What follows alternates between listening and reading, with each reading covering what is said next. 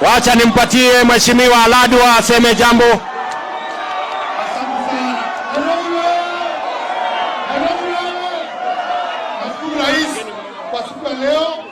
Tanzania tunatuma manunguniko mawili. Na kwa sababu ni rais wetu, lazima pia mzuri tukikwambia. Kuna vijana walichukua kwa last week, na tunaomba kusikilia watoto wewe mzee, baba wetu, wazazi wao wanalia, uongoleze na wao. Ya pili, vijana wanasema kwa climate change waongezee kwa msaada. Na ninajua wewe ni mtafakazi, utafanya hivyo. Wakati tunafanya na mimi. Na mwisho, wewe na baba umekubali kuunganisha Wakenya pamoja. Wakati umekubali pamoja.